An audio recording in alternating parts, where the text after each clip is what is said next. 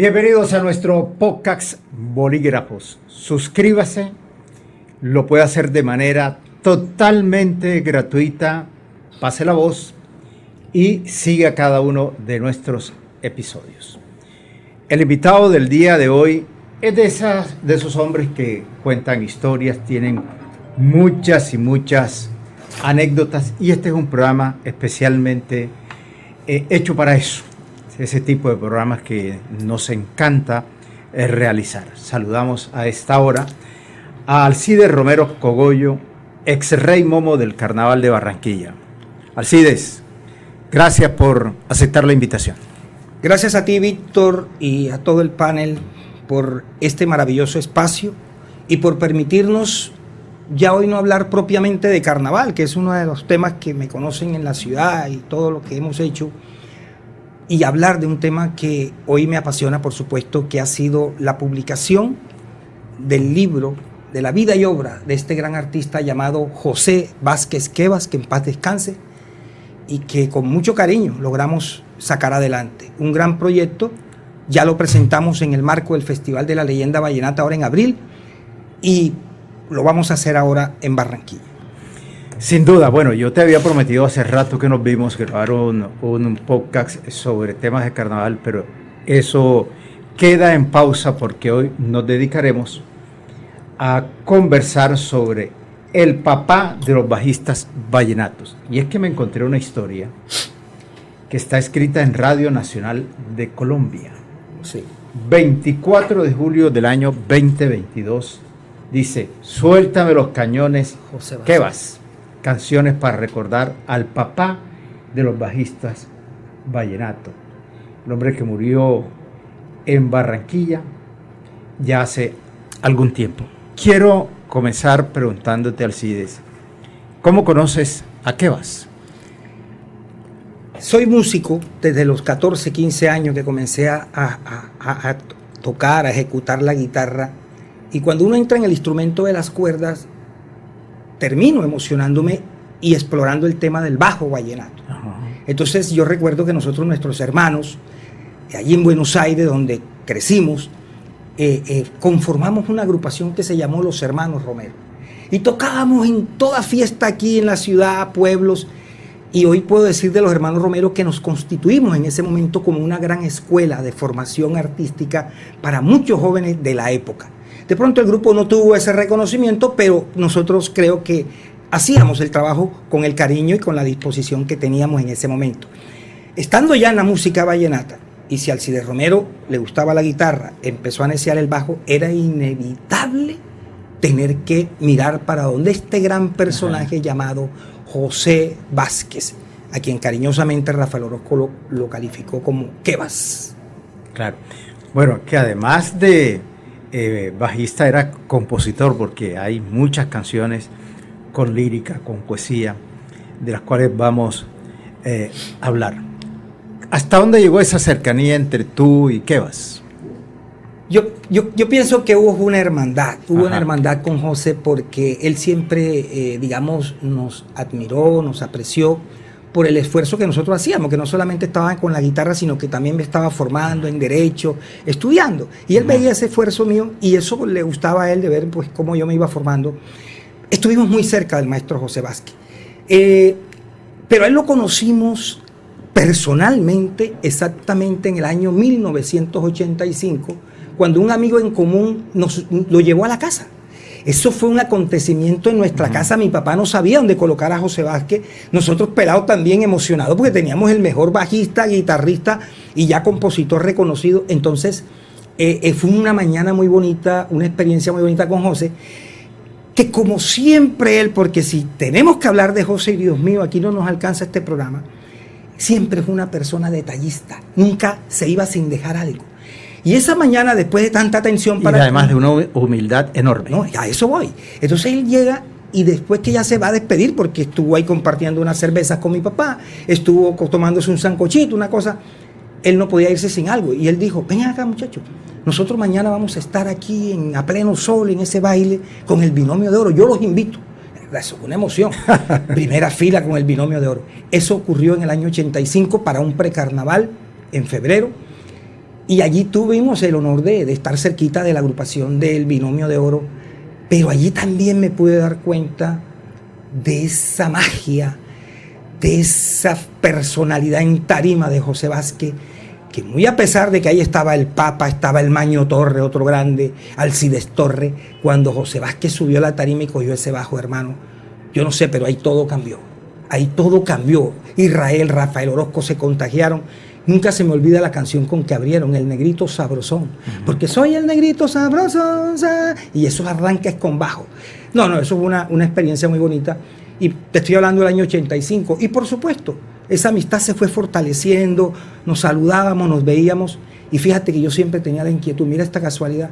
Yo decía, no, pero José Vázquez, hay que hacerle un documental, hay que hacerle un artículo, páginas completas.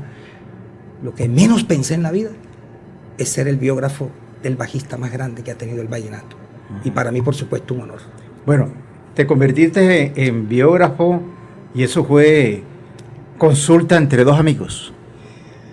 Mira cómo nace eso. Ajá. El que lleva la iniciativa es el hermano, un hermano de él mayorcito que él, y habla con mi hermano que es acordeonero, Jesús Romero, y le dice, oye Jesús, ven acá, yo creo que Alcide puede escribir la vida de José. Ajá. Entonces, cuando mi hermano me hace el comentario, pues, yo sentí un llamado. Yo dije, claro, sería mi segundo libro. Y quiero decirte, mi querido Víctor, que fue precisamente en el reinado mío, de Rey Momo del Carnaval 2020, cuando tuve la oportunidad de verme con José Vázquez en los camerinos del Estadio Romelio Martínez. Estábamos en el bando, no sé, y le he dicho, José, ahora que salga de esto, el carnaval, te voy a visitar para entrevistarte y escribir tu historia. Él emocionado, no, listo, te espero. Y fue precisamente durante la pandemia, porque después del carnaval 2020 no funcionó más nada en Colombia ni en el mundo, inmediatamente nosotros pudimos durante la pandemia, en todo ese año, entrevistar a José Vázquez, a quien visitábamos los fines de semana en su casa. Bueno, hay muchas canciones que están marcadas en la historia de la música vallenata de José Vázquez, de Quevas.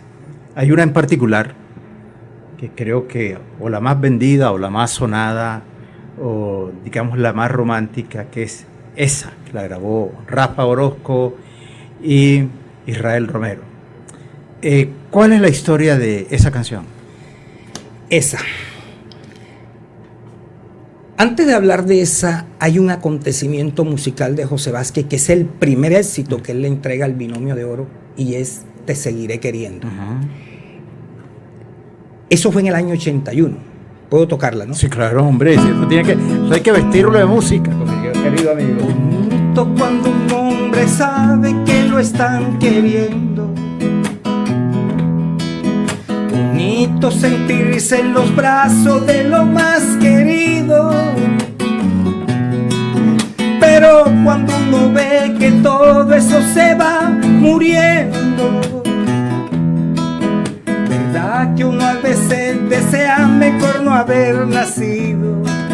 Vamos con el coro. Te seguiré queriendo, te seguiré adorando, cuando estés sintiendo que no me estás amando. Te seguiré queriendo, te seguiré adorando, aun cuando estés sintiendo que no me estás amando. Que falta aquí es el huepaje. El huepaje. Entonces, este es el primer éxito que le graba el Binomio de Oro a José Vázquez, año 81. En esa producción sale Te Seguiré Queriendo. Y debo decirlo, porque eso quedó bien claro, contado por José, está en el libro, es que ese fue el disco, o la canción mejor, que se llevó el disco. Fue la canción que se pegó de ese long play pegada. Y esa canción tiene anécdotas, pero no nos podemos tener porque tú me estás preguntando por esa. Entonces vamos a hablar de esa. Pero cuenta algo también de esta canción. En el caso de Te Seguiré Queriendo, coincide que el Binomio de Oro tiene una gira para Estados Unidos y aquí el disco quedó en manos de la disquera. Ajá. Y ellos se fueron mes y medio para Estados Unidos. No sabían qué estaba pasando en Colombia, porque no es como hoy que tenemos todos los medios de comunicación, redes, todo, teléfono, no. Entonces ellos se encuentran en el aeropuerto en Nueva York con Fruco, quien llegaba de Colombia a Estados Unidos, Y Fruco, cuando se encuentra con Rafa, con ellos ahí, le dice: hey muchachos, ustedes están pegados en Colombia. Ahí hay 2, 3 canciones que suenan, pero hay una que suena más, una que tiene guitarras. Y José Vázquez se quedó así, dijo: la única que tiene guitarra es la mía, te seguiré queriendo. Entonces, efectivamente, cuando ellos llegan a Colombia después de mes y medio, otro digamos, hecho curioso, que llegando al aeropuerto, recogen sus maletas y empiezan a circular, lo primero que escuchan en un equipo ahí de una colmena era: te seguiré queriendo. Todos corrieron, hasta Rafael Orozco, Israel, para escuchar la canción y que le subieran el volumen, porque era como un recibimiento. Entonces son detalles tan bonitos que vivió el Binomio de Oro y sobre todo José Vázquez se sentía emocionado de ver que su canción definitivamente era un éxito en Colombia. Suele suceder. Suele suceder. Eso ocurrió en el año 81. En el año 82, el Binomio de Oro tiene listo todo el repertorio de su próximo álbum. Y el maestro Rafael Mejía, que era el productor de Disco, cuando miró la lista y observa que el nombre de José Vázquez no está, él se sorprende. Oiga, venga acá, hermano, pero ¿y qué va? ¿Por qué no aparece? José escuchó y él mismo dijo: hombre, maestro, lo que pasa es que yo tengo canciones, pero no sé, no creo que tenga una para el binomio, usted sabe. Oh, hermano, pero si usted fue el que hizo el long play pasado, man. Ese detalle, José Vázquez dice que sale del estudio después de grabar, se fue, compró una guitarra, compró media botella de aguardiente y se fue para el hotel. En el hotel estaba Ismael Ruda, estaban otros músicos y comenzaron a tomar. Y salió la musa. Y de pronto, dice él, ya llevábamos más de 2 horas cuando yo tenía la idea, dice él, yo tenía la idea, tanto una letra como una melodía, y comencé con la melodía primero y después me mandé con la letra. Esa que...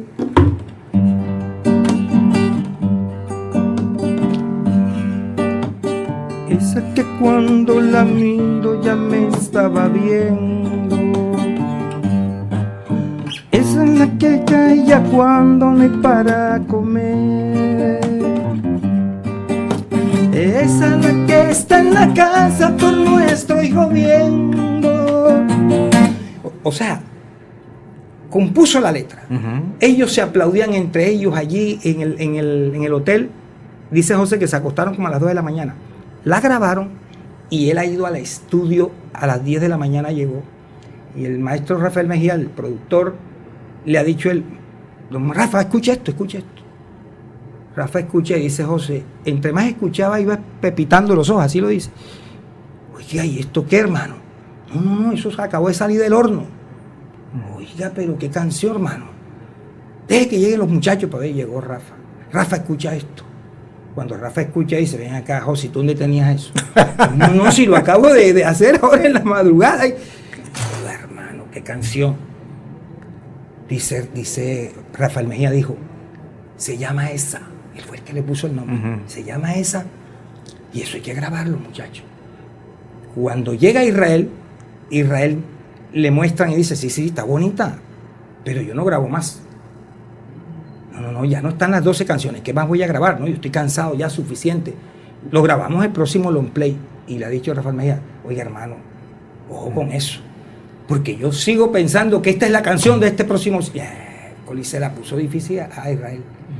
Mira, qué detalle que José Vázquez le ha dicho a Rafael Mejía: como Israel no la quiere grabar, entonces usted puede ahí hacerla. Yo hago, y hizo la pista él mismo con el bajo y le iba tarareando, tenía todo. José Vázquez Israel se enteró de eso. Israel no podía estar por fuera. Al día siguiente llegó al estudio ya con algunos detalles y el hombre se metió en el cuento. Conclusión, mi querido Víctor, ¿quién podría imaginar que de esa manera nace esa? O sea, de la noche a la mañana. Que Israel Romero no tenía ánimo de grabar nada. Y resulta que otra vez el gran acontecimiento musical de esa producción, si no estoy mal, Reyes Vallenato, ¿qué se llama? Año 82, fue esa. Todo un acontecimiento que ha sido grabado en salsa, en todas las versiones, en balada. Eso trascendió esta maravillosa canción. Esa es la historia que nos contó el maestro José Vázquez. ¿Cómo nace esta canción? Hay un capítulo en el libro que tú le dediques a José Vázquez y digamos, la tarea que él hizo en los corraleros de Majagual? El pasaje de los corraleros que tengo, otra anécdota más, es que Alfredo lo convoca, ellos se van de gira para Venezuela, estando por allá de gira y todo lo demás, Pastor López, alternaban allá, Pastor López, cuando regresan ellos a Colombia nuevamente, Pastor López se encuentra en Medellín, en los estudios, y le ha dicho a José, ven acá José, a mí me han dicho que tú tocas piano, porque esa es otra cosa, o sea, que tocaba de todo, hasta acordeón tocaba. Entonces José le dijo, sí, yo tengo algunas bases del piano. Hombre, ven acá José, yo quiero escucharte. Y José cogió, y él iba cantando, y José acompañando. Y yo, ven acá, brother, pero usted es un bárbaro. Hombre, José, yo te necesito para que trabajes con mi grupo. ¿Pero cómo? ¿De pianista? Sí, pero tienes que ir conmigo para Venezuela, imagínate tú. La época dorada de Alfredo. Sí, entonces José Vázquez le dice a Pastor López que bueno, listo, me voy de pianista de Pastor López. Y esa anécdota es muy bonita contada, que José dice, cogí mi maletica y me fui, fíjate tú, no con el bajo. Le estaban haciendo una propuesta totalmente distinta al bajista, sino era para que tocara piano con Pastor López, un músico ya posicionado en ese momento, claro, ya reconocido. Y cuando él llega dice, yo me fui temprano, le presté la plata a mi hermano para irme hasta allá, hasta Maicao, porque Pastor López me debía recoger en la frontera, allá en Paraguachón, por allá. Y cuando yo me bajo del bus, yo sí vi un ambiente pesado, vi todo quieto, y ven aquí no hay movimiento. Cuando él se acerca, que le pregunta a un conductor, dice, no hermano, aquí hay un problema serio, hay un enfrentamiento de la Guardia Colombiana con la venezolana, ahí no pasa nadie. Dice él, mi hermano, eso me cayó como un balde de agua. Esperé 2 horas y eché para atrás. Me dio tanto guayabo que me puse a tomar esa tarde. Al día siguiente, qué casualidad, en medio del guayabo, llega Rafael Orozco y Israel Romero a buscarme en la casa donde yo vivía, ahí en Chiquinquirá. Ahí es donde él se vincula al Binomio de Oro, ya para trabajar. Después de ese incidente, como yo lo digo en el libro, un incidente o un hecho que pudo haber cambiado la historia. Pero fíjate tú lo que encuentro en esta nota de Radio Nacional. En la segunda mitad de los 70, José Vázquez se unió a los corraleros de Majagual. El bajista le contó a la periodista Jenny Cifuentes que por esos días, por mero esparcimiento, solían tocar con los corraleros algunas canciones de la psicodélica banda venezolana Grupo Bota, algo Bota, de ese desparpajo tropical de José Vázquez. Y nace Chao Amor. Chao Amor, otra anécdota. Chao, mira, esa canción es bellísima. No, espérate. Chao Amor es una historia también muy, muy bonita, voy a ser breve. Mira, es que era tan necio José Vázquez desde pelado con el instrumento, que él lo veía en un estudio tocando el piano y cantando, haciendo coro, haciendo voces, componiendo canciones, tocando el bajo, tocando la guitarra. Y allí ocurrió en Disco Fuente que el productor de Disco Fuente, que sabía que José Vázquez era bastante necio, le dijo un día, venga acá hermano, ¿usted ha escuchado el Grupo Bota? Y él se quedó, sí, claro, venga acá hermano, ¿será que usted se le mide y se hace como una propuesta parecida? Porque ese grupo está posicionado. José le quedó aquí la cosa. Esa misma tarde empezó a neciar la guitarra y le va saliendo la vaina. El primero que la escucha es Fruco. Y Fruco dice, oye bien la vaina. Vamos a grabar eso. Cuando grabaron, que Fruco hizo la percusión, todo eso me lo cuenta José. ¿Sabe quién hace los coros en esa canción? Chao, amor. ¿Sabe quién la hace? El Joe Arroyo. El Joe Arroyo. Con Fruco, José Vázquez hicieron esa canción. Se llamó Chao Amor. Y hay una anécdota de Chao Amor, es que estando José Vázquez con Alfredo Gutiérrez en una caseta aquí, creo que era en Baranoa, estaban tocando con Alfredo Gutiérrez, ¿no? Y de pronto en el picó, porque sí, yo me acuerdo pelado que esa canción se escuchaba en la música verbenera, eso se escuchaba en los picó en esa época. Y han soltado la canción en plena fiesta donde estaba Alfredo Gutiérrez y José Vázquez tocando el bajo, y sale la canción Chao Amor. Chao Amor, yo siempre volveré. José Vázquez dice que brincó, joder. ¿Sabe cuál es la anécdota? Que comenzó el pobrecito a hablarle a todo el mundo. Ahí canto yo, ahí toco yo y esa es mi canción. Nadie le creyó. Nadie le creyó a José Vázquez porque Era una canción que parecía que viniera no sé de dónde, de Jamaica, yo no sé, de las islas estas antillanas, pero que José Vázquez era el que la había hecho. Nadie le creyó esa tarde y él se quedó así, vea usted. Entonces, Chao Amor nace así también, de una forma también como un encargo. Bueno, ¿cuál es la canción vallenata donde tú digas, esta fue la obra maestra de la guitarra y la obra maestra del bajo en las canciones en las que estuvo acompañando Kebas? José Vázquez tuvo tanto desenvolvimiento y exploró tanto el bajo con la guitarra, que por eso se hizo demasiado grande. Cosas que nunca antes se habían hecho en el bajo las hizo José Vázquez. Él irrumpe, que es lo primero, y lo hace a los 16, 17 añitos con los hermanos López, cuando graba profesionalmente esa producción llamada Reyes Vallenatos allá en Bogotá. Lo llevaron un pelado. Y ahí graba La Puya de la Vieja Gabriela, y es allí donde empezamos a escuchar un bajo totalmente distinto, cómo acompañar la puya a lo que existía en ese momento, que lo había grabado el mismo Calilla, que lo había grabado Nando Barrios, que eran los bajistas de ese momento. Pero José Vázquez salió con algo distinto. Y ese andante de esa puya vallenata hoy se mantiene, lógicamente con novedades, pero el patrón lo definió José Vázquez.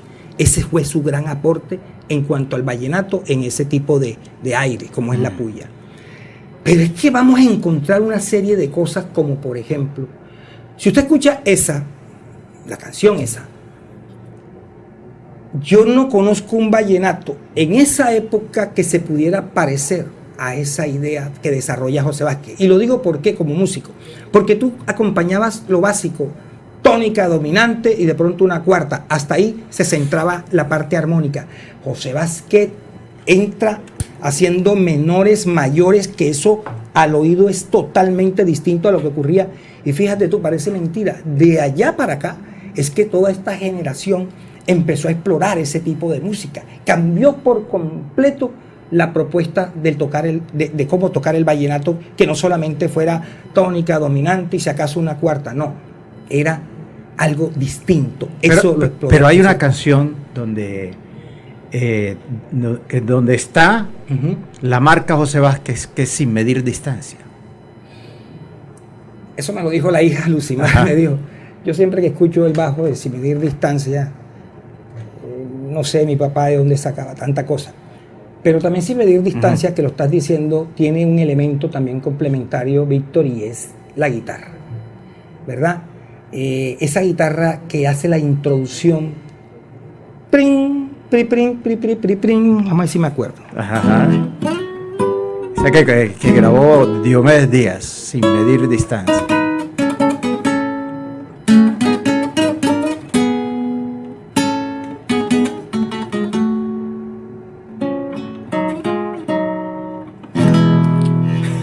Estamos improvisando. Ese es Sin Medir Distancia y lo hace con Diomedes Díaz. Entonces esa canción tiene esas dos connotaciones. Ese intro, que tampoco era costumbre escuchar eso en el vallenato, y menos Diomedes Díaz, porque Diomedes estuvo siempre ahí como que al margen de esas guitarras. Él veía que el binomio, que José Vázquez hacía cosas, y salió con eso en esa producción con Diomedes. Entonces toda esa creatividad de José Vázquez y esos aportes que eran innovadores, eran diferentes, fue lo que hicieron grande a José Vázquez. Pero hay una canción, además de Sin Medir Distancia, el mismo esa, que yo me quito el sombrero de lo que hacen esa con el bajo, El Parrandón. Ah, claro. Ahí hay un fenómeno que nunca antes se había hecho, y fue que José Vázquez era tan cuidadoso y como tan imaginativo, que aprovechó esto de la tecnología, de que tú podías tocar un bajo aquí, tocar otro acá, pegabas eso y eso daba un resultado. Cuando José Vázquez hizo eso, para mí, y en esa época yo me acuerdo, escuchaba los picos y escuchaba ese bajo, yo decía, oye, ¿esto qué es, hermano? A los músicos de esa época lo hablamos, oye, este man con qué salió. Era una sonoridad distinta que producían dos bajos, ¿verdad? Que se escuchaban allí en esa canción llamada El Parrandón. La verdad que ese tipo de propuesta nunca antes ningún bajista se les había ocurrido.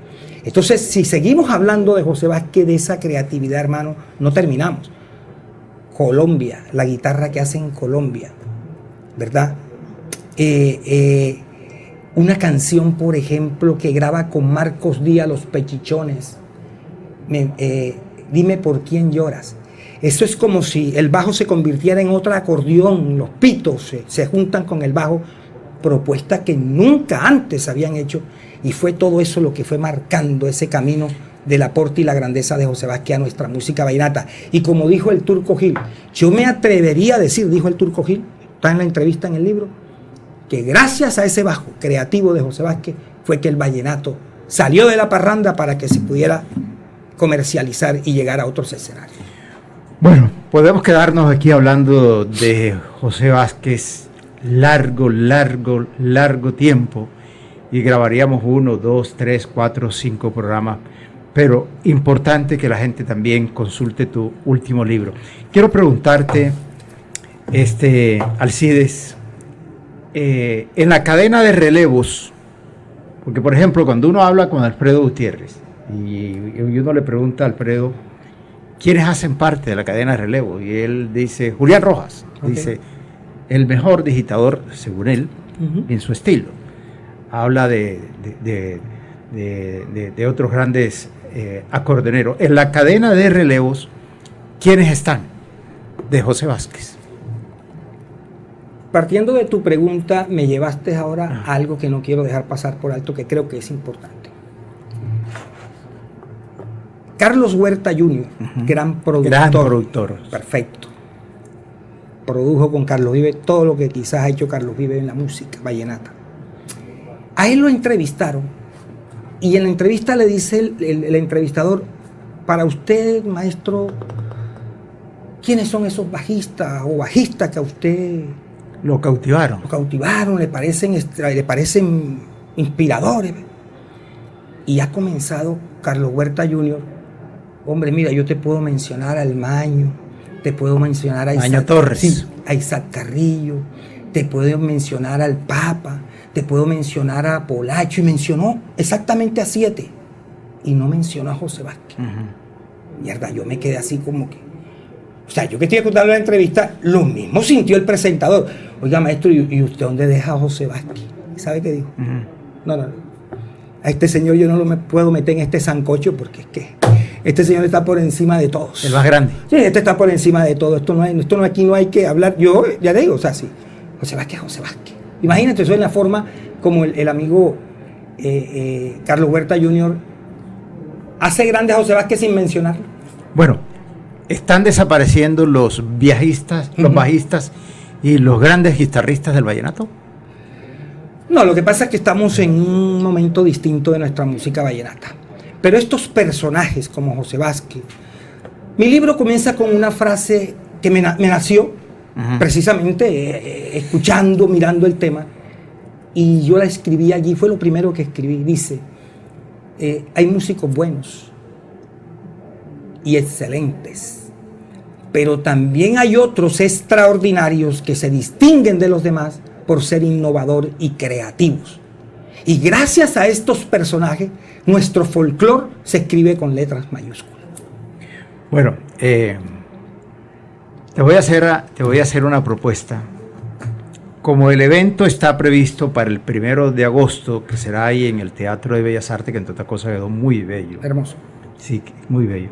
¿Qué tal si le echamos una llamada a Ismael Fernández, hoy gerente de Telecaribe, y diga, mira, Ismael, acompáñame en unas anécdotas de José Vázquez? Perfecto. ¿Sí? Perfecto. Bueno, le echamos la llamada. Ese es un evento para mí no mío, es que no es mío. No. El evento es de este gran personaje que nos convoca. Es que Ismael te admira a ti muchísimo. Yo le hablé de ese libro y me dice, claro, pero Ismael tiene anécdotas más, no mejores, digo, más pueblerinas que las tuyas. Es excelente, el espacio está abierto, en el orden del día lo incluimos, así que no hay problema. Bueno, si el hombre tiene la agenda disponible, vamos para eso. Que nos acompañe con todo el Alcide, gracias. Hombre, gracias a ti, Víctor, por darme esta oportunidad y por esa maravillosa sensibilidad que tú tienes frente a los temas que desarrollas a través de tus distintos programas.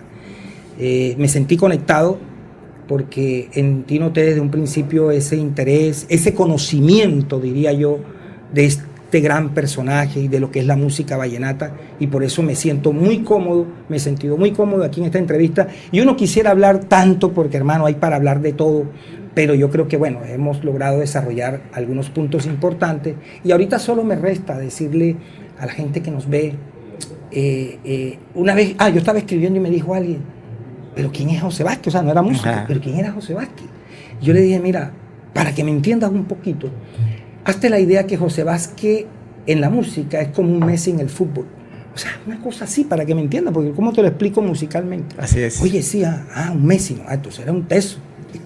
Entonces, yo creo que esta invitación para que nos acompañen en este auditorio hermoso de Bellas Artes, donde hay un programa hermoso, yo no lo voy a dar detalles porque quiero que lo vivan. No va a ser un simple discurso, no es solamente presentar y hablar. Es una experiencia que hay que vivir. Es una experiencia que hay que vivirla, y por eso los invito para que nos acompañen el próximo 1 de agosto, sábado 1 de agosto, 3 de la tarde, Teatro de Bellas Artes. Es un evento hermoso, no se lo pueden perder. Entrada libre, no hay que pagar absolutamente nada. De pronto ahí está el libro, claro está, y ojalá nos apoyen porque hemos tenido unos esfuerzos. Sí. ¿Cuánto vale el libro? 80.000 pesos. Bueno, la gente te lo va a comprar. Vale el libro, y bueno, sabemos que van a haber más de 250, 300 personas en este auditorio, y creo que lo vamos a disfrutar todo. Aquí el protagonista es este gran artista, y por eso entonces los invito de corazón para que nos acompañen en este día. Bueno, despidamos con un guitarrazo.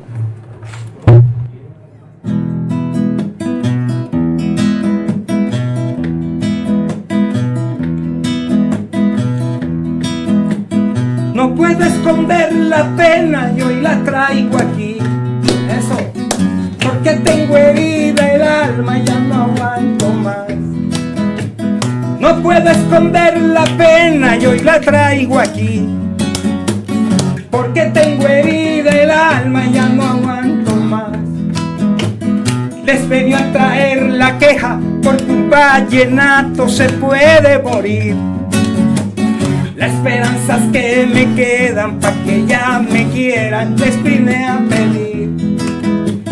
Les vine a pedir el favor que me prestaran, que me prestaran. Les vine a pedir el favor que me prestaran, que me prestaran. Lo más sensible que tiene la región, como el Cerro de Murillo y su folclor. Es el corazón del valle, pa' que esa mujer me dé su corazón, lo más grande que puedo ofrecerle yo. Ahí va el corazón del valle, aquel muchacho cómo se alegrará, aquel muchacho en fiesta patronal, ya está presiento, viene en camino ya, con tal que vengan mi verso le hablará.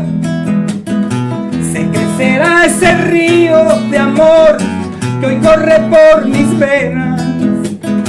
Mariposas que inspiran pasión vuelan por las maderas. Todo eso me lo prestaron, negra. Todo eso me lo prestaron, negra.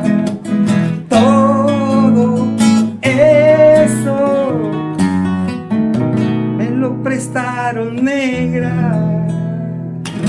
Bueno, esa icónica canción la grabó el Jilguero de América. Si usted está peleado con la esposa y usted está siguiendo este podcast, escucha las canciones de ¿Qué vas? Y resuelve el problema. Sí, total. ¿Cierto? Bueno, la próxima semana volveremos con más invitados, con más historias, ojalá dedicadas al rico folclore vallenato aquí en nuestro podcast Bolígrafos.